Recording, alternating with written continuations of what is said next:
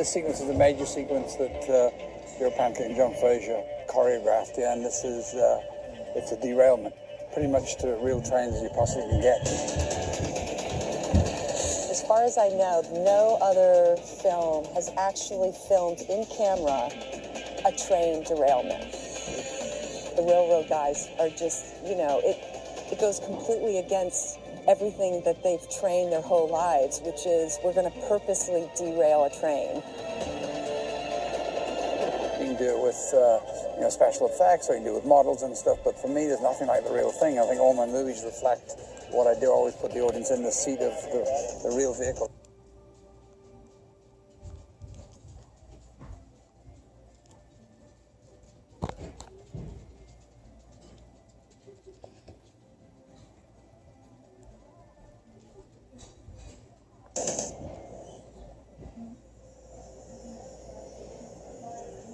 The derailment sequence, we actually brought the 2 locomotives out a month ago, and we've spent 4 weeks here.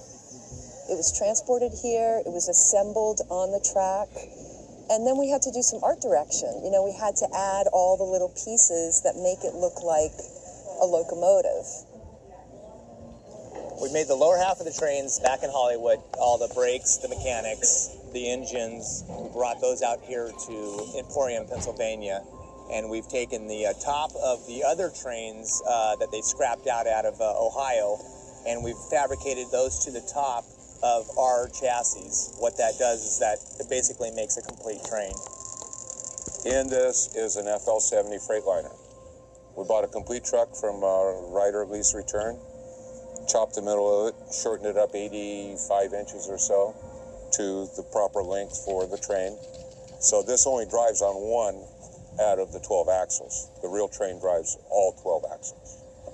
But all we have to do is maintain speed to get to the event and flip it. It's geared down to do 46.7 on paper right now. We have fiberglass panels that mocked up the chassis of the train. These normally cast iron chassis, and we've took and made them out of fiberglass to give you that bulk and that shape.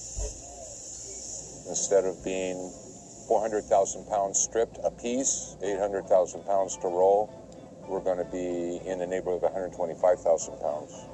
So instead of almost 1 million, we're 125,000 pounds that we got to flip over. Huge advantage. On the day, we'll have our coordinator in this. He'll have 3 cameras to look at, forward camera, backup cameras, we're maneuvering, but his 3rd camera will be on the catcher. Here is the catcher. Now this catcher is going to encounter an 1.5-inch ring of cable that is attached to a dead man perpendicular to the track. And when it catches it, all the spikes are on it, so when the train flips around, it doesn't come off. We still got a hold of it. Train runs in, grabs the ring, and as they go through the arc, of course, it starts pulling the train off the track.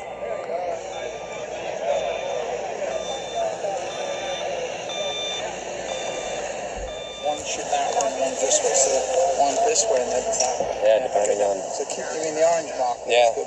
And keep that one looking this way, like you got it set up, yeah? I believe there's 14 cameras, and they're placed in various locations. Some of them are operated. A lot of them are going to be lockdown shots, because obviously when the train derails and jackknifes and slides, we really, you know, they can estimate with engineering and physics how far it's going to go, but you really don't know how far it's going to go.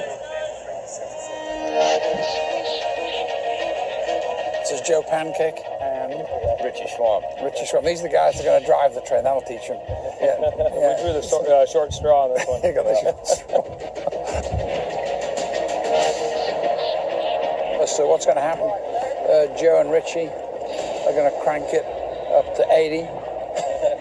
Joe and Richie are going to crank it up to speed, starting a mile out, yeah? We're a mile back, yes. They're a mile back, and as they come through here, Joe's going to do his thing here, which is hook the eye of the needle here and blow this, correct, Joe? Cars are going to come off the track and slide, and we try to guesstimate where they're going to end up. Train is moving, Tony. Train's moving. Stand by, you're going to give me the roll. I'll give you a visual. The visual will tell us to roll. Right, guys, we're ready for the cue to roll here. The train is moving. Okay, stand by. Brooks, you're going to run with the action, you're going to overtake the action, and I'd be reluctant to try and slow down. It's almost like you're pivoting around. And then in terms of helicopters, it's a similar deal. You're just trying to get the point of impact. Right? You're like that, Alan, you're coming over the top, and we're trying to get counter 180s like that once it's happened.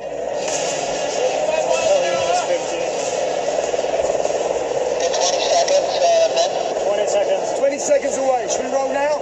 Here we go. Yes, roll. Roll. The camera's not rolling. We're not aborting.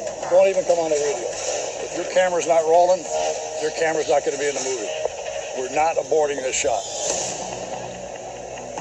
Once the train starts rolling a mile away, where is the point of no If we rounded that corner, we're not stopping.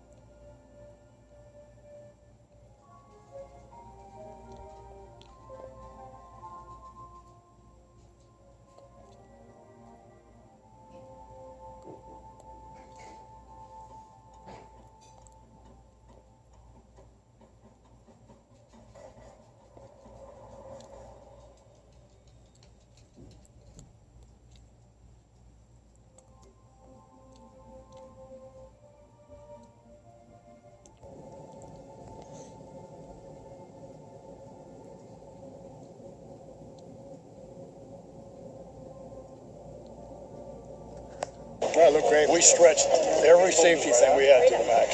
Yeah, I got on and noticed the cable was a little taut. Yeah.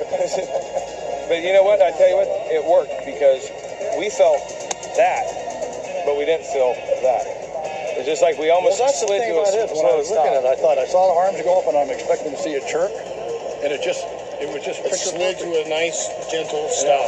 It's almost like, why am I standing here? There's two locomotives coming at me. Yeah. I'm watching the 6 o'clock news here. From the original concept, Tony didn't want the train just to fall off the tracks. He wanted it to jackknife and slide. So it was like a two-part effect. First, I'll get it off the tracks, and then the second part, I'll snatch it and pull it sideways. So for the first part, we built what's called a moment arm here. What you're looking at is a big arm, and it's got a nitrogen cylinder on it. And we put about 1,000 pounds of pressure in it, and then when Joe Pancake got to a mark, which you saw the big target, he pushed the buttons, and he just pushed these down and lifted the train off the tracks. This is the whole key to it right here. This little piece of metal right here pushed against those tracks. If we didn't have this on there, it would have slid.